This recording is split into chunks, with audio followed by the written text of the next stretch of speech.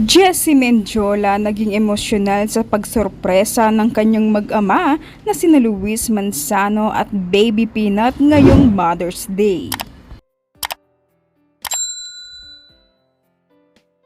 Jessie Mendiola na antig at napaiyak sa ginawang sorpresa sa kanya ngayong Mother's Day ng kanyang asawa na si Luis Manzano at ng kanilang unika iha na si Baby Peanut o Isabella Rose. Sa ibinahaging post ni Jessie sa kanyang Instagram, makikita ang isang napakagandang bouquet of flowers na talaga namang puno ng pagmamahal. Ngunit higit na nakaagaw ng pansin sa netizens ay ang kasabang sweet at heartfelt na card letter mula sa mag-amang Luis at Peanut. Mababasa sa sulat ang napakatamis na mensahe para kay Jessie. To Mama, thank you for being the best mama.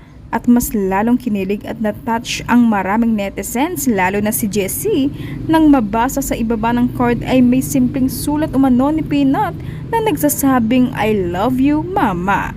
Dahil dito, hindi napigilan ni Jessie ang maging emosyonal sa natanggap na sorpresa.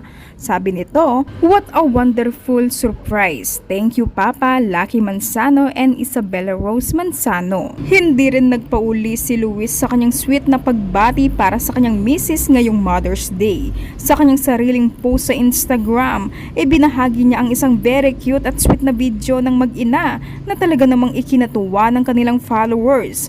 Kalakip nito ang napakatamis na mensahe para kay Jessie. Happy Mother's Day to the biggest blessing in our lives.